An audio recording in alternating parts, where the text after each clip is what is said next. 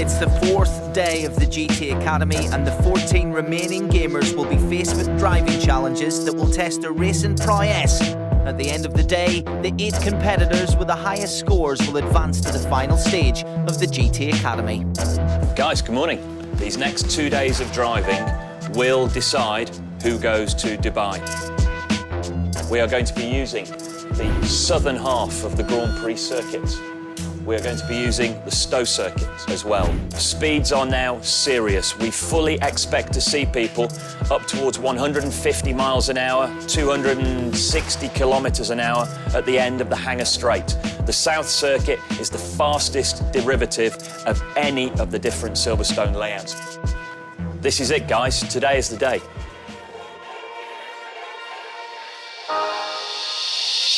The gamers' first driving discipline of the day is one they've been waiting all week to do. Get behind the wheel of the revered GTR and see if they're as gifted around Silverstone's historic circuit as they are on their PlayStation consoles back home. I drive a GTR and my heart's going on. Yes, I smile to my ears. J'ai appris beaucoup de choses ce matin. Le but est de les mettre en pratique et de donner aux moniteurs ce qu'ils attendent de nous. De donner le maximum, montrer qu'on a compris, qu'on puisse améliorer. All drivers were given personal one-on-one tuition by Silverstone's elite squad of instructors before being let loose on Silverstone's tarmac in the 480 brake horsepower GTR. Marked out of 10, they will be assessed on braking techniques, cornering techniques and outright pace, as well as their ability to take on instruction. Yeah, just remember what we did earlier on, yeah?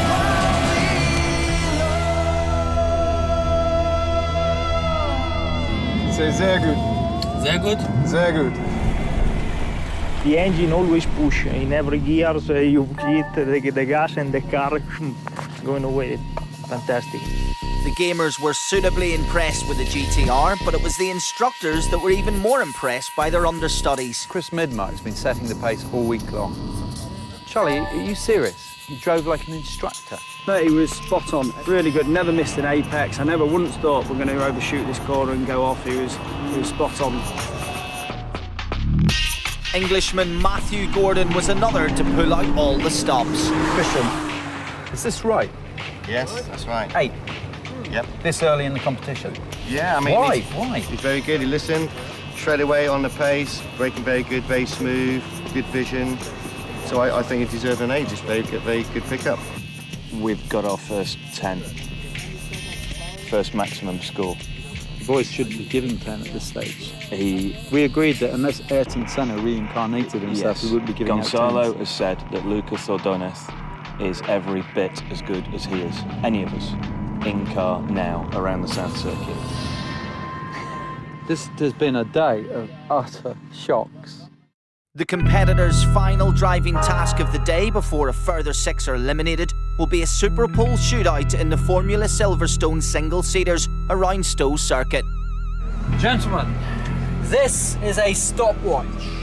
This instrument this afternoon will decide whether you stay or go, right? You're going to have a Super Pole competition, 1 lap to prove your worth.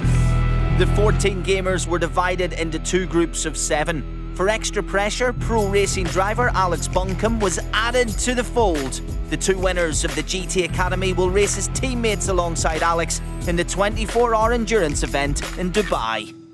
Give them a hard time. The winners will need nerves of steel. Super Pole will test their ability to remain ice cool under pressure. One mistake and it could all be over. To drive a single-seater, everything happens very, very quick. From the gear change to the braking distance and even to the cornering speed. So for a lot of them, it's going to be quite an experience.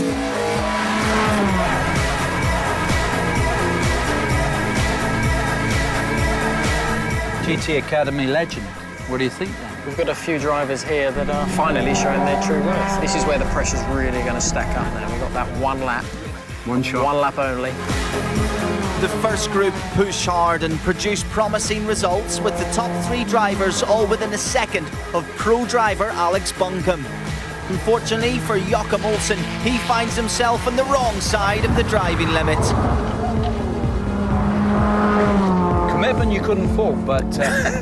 Not at all, but this is what we're trying to do. Stopwatch completely changes the complexion of things, doesn't it? Spaniard Lucas Ordonez was the fastest, but it was an inspired drive from Luca Lorenzini that caught the judges' attention. You're one of the quickest guys out there. Yes.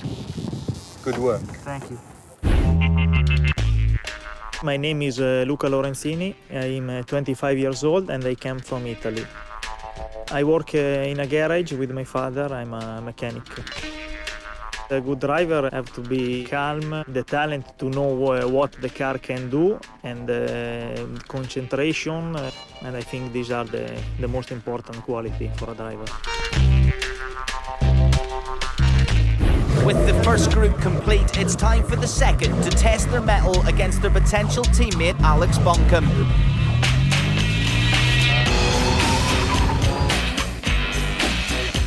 This session is closely contested. On his timed run, pacemaker Midmark is looking quick.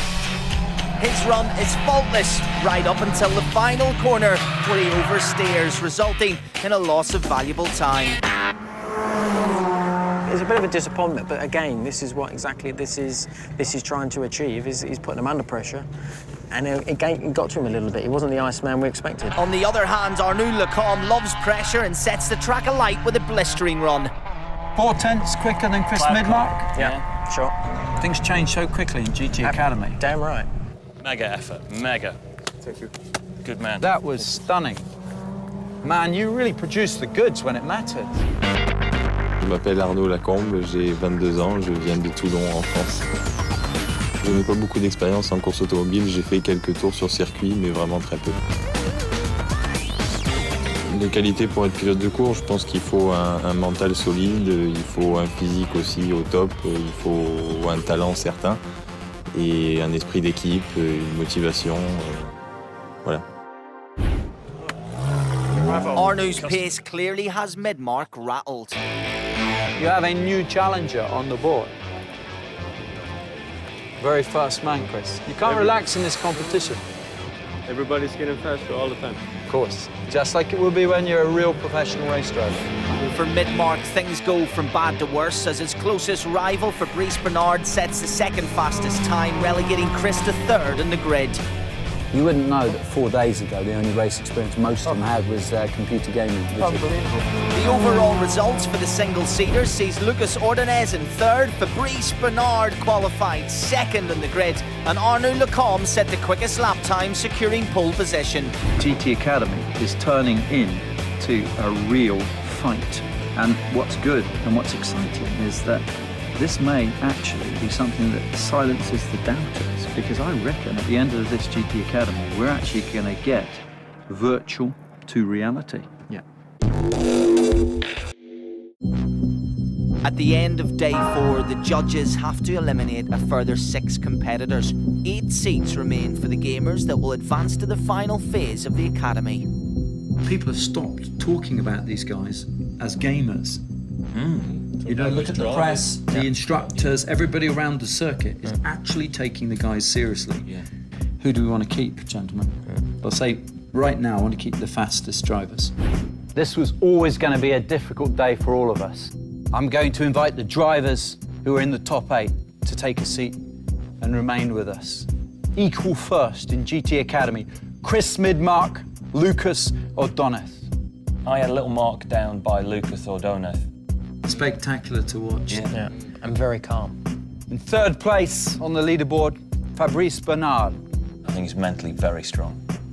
Equal fourth, Lars Schlomer and Matthew Gordon. Lars Schlomer.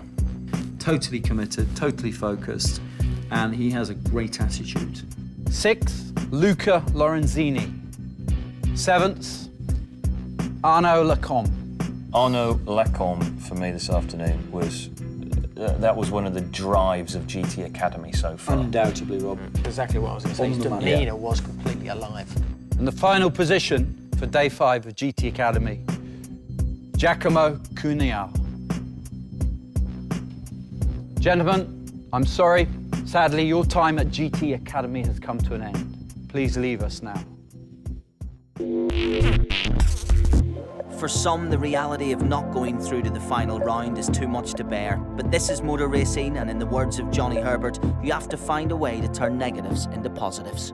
I came here with no experience on the track, and well, I drove pretty fast today, so I'm happy with that.